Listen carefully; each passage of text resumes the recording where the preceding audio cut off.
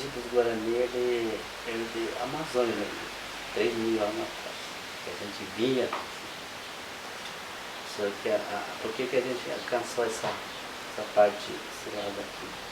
Com o tempo agora, porque a gente encontrou o rio ali, não tinha como a gente atravessar. Tá? Eu tinha que. Um limite. A gente ficou por aqui.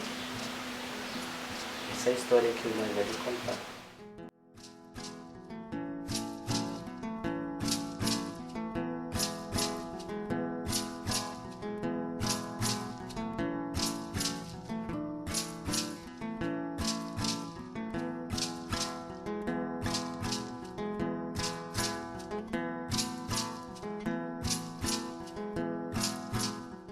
Marañón, el Burino Marañón es el paraíso, que es la tierra sin mal, tierra, mal, y sería sin mal, el sería el sin mal, sin mal. Es una especie de paraíso, nosotros los blancos, o quien se considera blanco, podría decir que es una especie de paraíso, pero es un paraíso terrenal, no es un paraíso en el cielo que uno como los cristianos puedan identificarlo. Es un paraíso terrenal. A gente acredita que o Deus, assim, o nosso maior Deus, assim, que já tinha criado o mundo para cada povo. Que essa América era para ser sobre o índio. Tem a África que é América, tem a América, tem a Europa que são todos. Só que infelizmente descobriram a nossa América e fizeram o que fizeram hoje, sabe? Para assassinar, expulsar da nossa casa. A chegada do Colombo é nas Antilhas, né? E ali havia já uma população que vivia nessas ilhas, né? Tainos e alguns termos étnicos, mas é muito complexo tentar falar em termos de América, né? O meu orientador tem um texto bem bacana onde ele fala que parece assim, a Ásia ocupa um lugar no imaginário europeu da época da 1600, que é assim, os asiáticos são o passado do mundo, os europeus o presente do mundo, os homens nativos que estão colonizando o mundo todo, e os índios ocupam no imaginário europeu esse lugar como da infância no mundo. Então, se no início a Amazônia é criada como um lugar idílico, paradisíaco, que lindo, todo mundo vive em harmonia, tem abundância de comida, porque na época a Europa passava fome e na América do Sul não se passava fome. Então é uma imagem do paraíso. Logo depois, nos anos subsequentes, passa a ser pintado já como um certo inferno verde. Assim.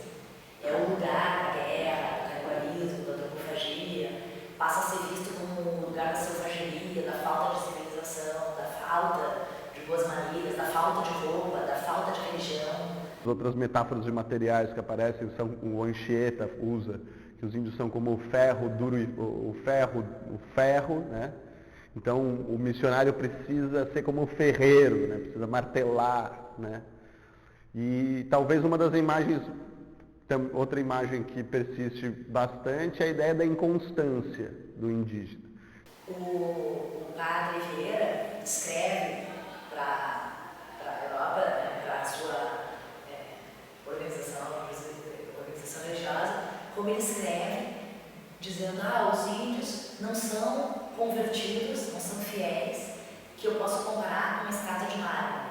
Eles não são assim uma vez moldados de uma certa forma religiosa, eles ficam daquele jeito. Eles são como uma estátua feita de murta. A murta é um arbusto que se faz assim, uma série de esculturas para esses jardins da França e tal. Então ele compara. Se a gente faz a escultura ficar naquele formato, no dia seguinte, no lugar onde tinha um olho, nasceu um galho novo. Onde tinha 5 dedos, nasceu mais um, agora são 6. Eles não estão pessoas que se converteram, e essa conversão, para espanto do padre Vieira, que certo está acostumado a converter outro tipo de gente, sei lá, quem ele estava acostumado a converter, mas ele faz essa comparação. Os índios não se convertem e viraram uma outra coisa.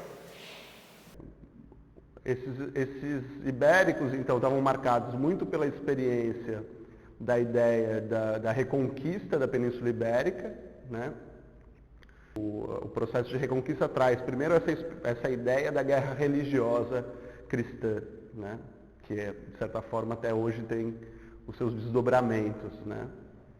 Então esse é um fator, a ideia de expansão do cristianismo, de expansão da religião. El dios de los guaraníes es el Ñanderú. El Ñanderú es nuestro padre, y que el blanco lo cambió para nuestro Ñandeyara, nuestro dueño. Entre nuestro dueño y nuestro padre, que era original de los guaraníes, hay mucha diferencia. Del padre yo soy hijo y del dueño yo soy esclavo. Entonces hasta el dios de los guaraníes lo cambiaron, ¿no? Entonces el paraguayo conoce más como el dios como Ñandeyara y no como Ñanderú, como lo conocen los indígenas, los originarios, ¿no? Guaraníes. Os mitos eles estão sempre se transformando. Então a gente pode considerar, eu como sou antropóloga considero tudo mito. A gente pode pensar, a própria ideia de história é uma certa mitologia ocidental, a maneira de descrever a história. Então, quais são os mitos que se mantêm? Todos eles se mantêm, estão sempre em permanente transformação. Mas alguns mitos indígenas que são contados e recontados ao longo de muitas gerações, a gente não sabe se eles eram os mesmos no tempo da conquista. Mas alguns têm registros bem antigos, feitos pelos jesuítas, como eu falei. Então, o que existem são estudos que vão comparar as versões dos mitos que foram escritas em 1640, sei lá, por essa data, e como eles são recontados hoje, ou revividos hoje, porque os mitos também são revividos, né? A documentação, as referências que a gente tem sobre o modo de vida dessas sociedades, dessas populações indígenas, nos vem a partir de uma documentação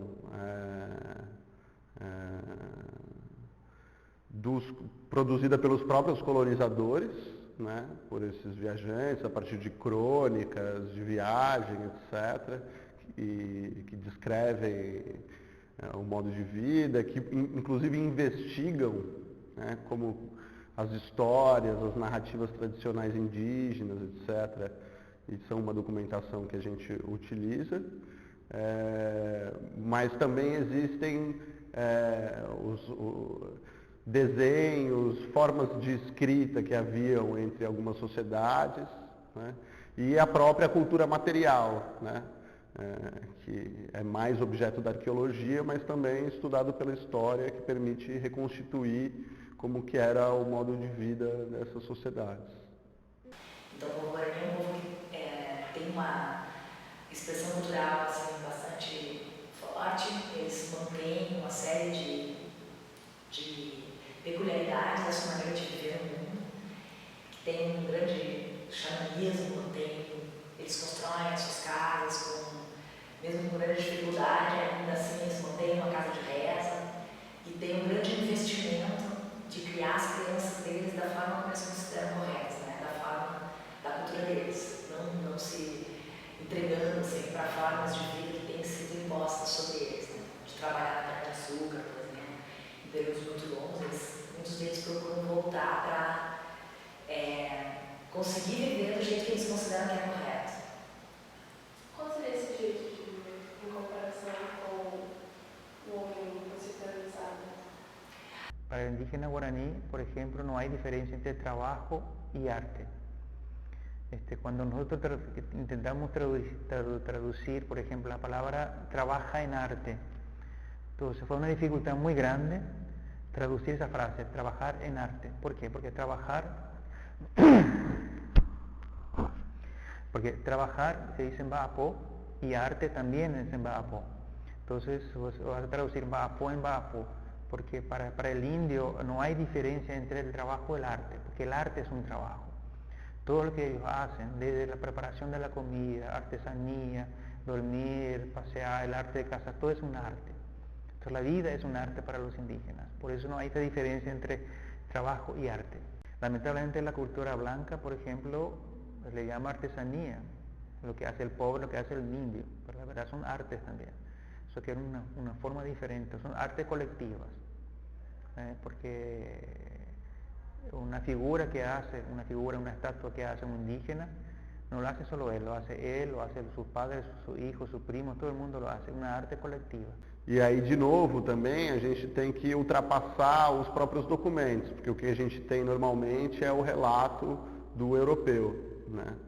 Então, esses relatos, primeiro que eles estão imbuídos muito da mentalidade, do pensamento medieval, né, anterior à chegada deles aqui, né? Então já havia a expectativa de descoberta de lugares e populações que vêm de uma tradição antiga, medieval, que já permeavam o imaginário desses viajantes. Então, muitas vezes, eles, ao se deparar com a América, eles utilizam essas referências, né, antigas e medievais para descrever esses acontecimentos, né? Então é a imagem do paraíso, né, uma imagem recorrente, né, por causa da abundância da natureza, da beleza da natureza. A questão da nudez indígena, né, chama muita atenção e remete também a referências bíblicas anteriores ao pecado original, como se eles não conhecessem o pecado original, né? E por outro lado, os elementos relacionados aos interesses econômicos da colonização, da conquista, né? Então, sobre as narrativas dos índios sobre o contato com os brancos, não há apenas uma versão, porque são muitos povos diferentes, né? Só no Brasil, atualmente, no último levantamento feito pelo ISA, pelo Instituto Socioambiental, nós contamos 236 povos, só no Brasil. Então, com línguas diferentes, não são 236 línguas, são 182, 180 e poucas línguas. Então, essa tentativa de tentar recontar os momentos de encontros com os brancos tem sido feita por alguns pesquisadores, eu me incluo entre eles, mas a gente segue lendo um livro que é bem bacana, que é esse, que chama Pacificando o Branco. Então, são as cosmologias do contato no norte amazônico, contada pelos índios. Então quem me perdeu muito nessa parte, assim, os Guarani que são bonzinhos, sabe? Quando vinha perigo, eu socorria, não enfrentava. Durante esos últimos 500 años nosotros llevamos escuelas para las aldeas indígenas para que ellos aprendan la vida del blanco. Yo creo que está en la hora que traigamos esas aldeas en nuestras escuelas para que nosotros aprendamos la cultura y la vida de ellos, cómo ellos se relacionan con el otro, con la naturaleza, aprender esos detalles que ellos viven tranquilamente, porque la verdad es lo siguiente, nuestro planeta Tierra ya está pidiendo socorro. E na verdade, a conquista da América acabou, né? A gente está aqui numa zona de fronteira, tem uns índios aqui cercados por plantação de soja, né? A Amazônia sendo invadida, né? E a pergunta talvez seja essa, né? A conquista, ela é um processo de longa duração e que talvez ainda esteja em curso. La conquista de América pues comenzó en 1492 cuando llegó aquí. En principio fue el Imperio Español y luego se unieron el francés, el inglés, el holandés. Então eu sei muito pouco, só mesmo que a gente vê em filmes, nessas reportagens mais básicas mesmo. Se for para definir, por exemplo, o nome de algum conquistador, eu acho que não saberia responder.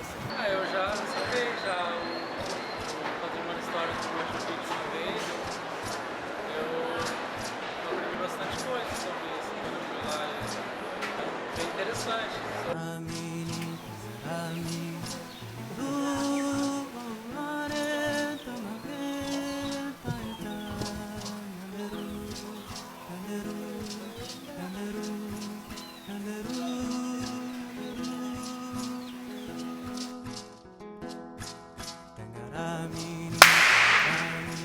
A conquista da América é um mal encontro.